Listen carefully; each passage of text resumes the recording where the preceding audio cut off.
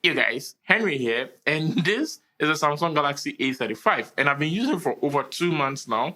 And here are some reasons why you should actually consider getting one if you're in the market to buy a new phone. Let's get to it. So for starters, this is not in the list of priority, but then I'm just going to list them out because tech review. Okay, so first off, we're starting with the design. And the design of this phone looks by no means like the way it costs. Like the phone actually looks way more than it actually costs. And it feels great too. And I've had a lot of people come to me to ask if I'm using the Samsung Galaxy S24 or something in between those lines. And my answer is always no. It's just the phone that costs a fraction of that price. Because the phone actually looks good. And the back, contrary to what people would say, it's made of plastic, but it looks like glass, actually feels like glass. And it has a plastic frame in the middle and then a glass in front. The screen is made of Gorilla Victus that is actually very durable. It doesn't scratch easily, and then it's very strong. Doesn't mean you should drop the phone, but then you get what I mean. On the rails of the phone, it comes with what Samsung is calling a key island, which differentiates it from the S24 line. If you're using the phone and then the phone is in your pocket or you're picking it up, it makes it easy for you to find your power button and then your volume rocker. So as far as design goes, it's actually really good. And the front here is a huge display that actually makes it fun to watch movies on here or play video games because it's very big. It's an AMOLED display, and also the colors on this screen is actually really good. It comes with a 120 Hz refresh rate, makes the general experience of the phone really, really great.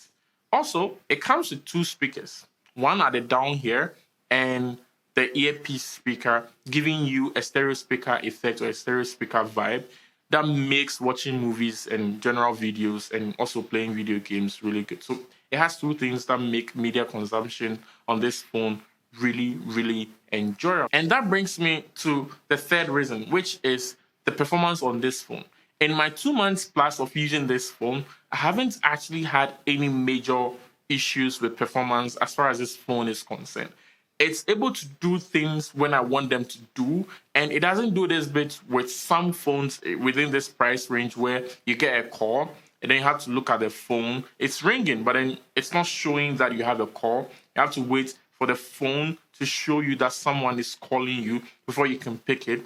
This phone doesn't do that. It's just there, like it just works, and I really enjoy using it. And also playing games like AAA games with the settings turned to high makes it like this phone is able to handle it fine. Sometimes it gets warm to the touch, but then generally it's been a really smooth experience with this phone. So there is that. Anytime that we're talking about performance of a phone, one thing that a lot of people ask aside performance is the battery of a phone or the battery life of a phone. And most of the time you hear companies say, oh, this phone has 10,000 mAh battery or 5,000 mAh battery. But then when you're actually using it, it doesn't really translate to the battery size of the phone or the experience of the phone. And I'm glad to report that the battery on this phone is actually pretty good and it's able to last me an entire day.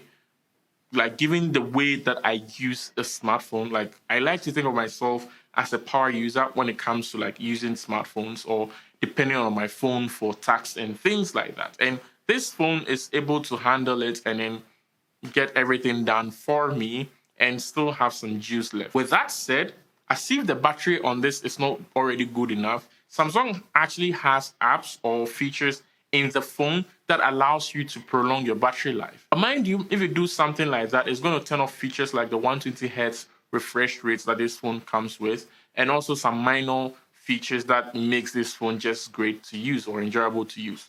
So most of the time you'd want to choose between, do you want a longer battery life, like a phone that lasts more than a day, or a phone that makes you enjoy using it, but then you'd have to charge it at the end of the day.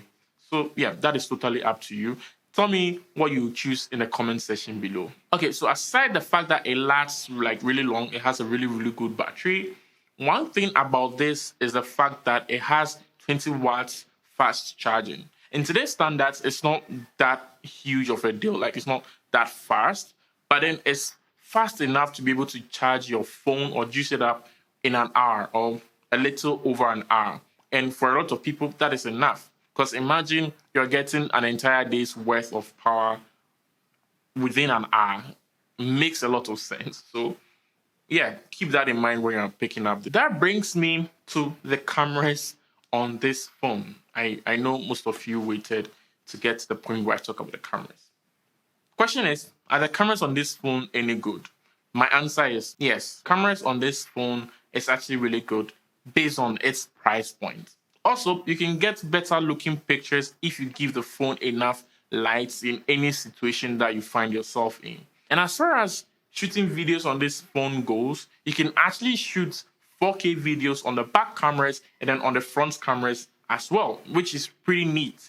And in my experience, you'd get better quality and better looking videos when you're shooting in 4K than 1080p on this phone, which is a no-brainer because 4K versus. But then again, at the end of the day, you're getting large video files that you can work with. So keep that in mind. One thing that actually blew me away about the cameras on this phone is it has the feature to shoot macro photos. Like, it has a macro lens that allows you to take macro pictures anytime you find yourself. It's not something that you find yourself using day to day, but then it's something that is pretty neat to have in your phone. And if you have the need for it, or you're someone who has that creativity for it, you can actually go to town to it and then take some pretty neat or pretty cool pictures. I am not as talented, so I didn't really attempt to take a lot of pictures in macro mode. But if this phone does take macro pictures, so it's good to have. And finally, I don't know why I find this exciting, but then it's the fact that this phone actually supports an SD card slot. If you have an SD card, you can actually put the SD card in the phone and then use it to get extra storage. So let's say this phone has 128 gigs of storage internally, and I want to add, let's say, more storage. I can buy a 256 gig SD card and then put it in there, and boom, I have more than 300 gigs of storage on my phone, which is crazy because then I bought it like that. But then the only downside in this whole exchange is the fact that you would have to sacrifice one of your SIM card slots to be able to use an SD card. Okay, so with that said, tell me what you think about this phone in the comment section below. Is this something that you would consider getting for yourself? Is this something that you'd consider getting for a friend or a family or recommend to someone else? For me, it's something I would consider using myself because it's good enough. Thank you for watching, and also stay safe out there. Bye.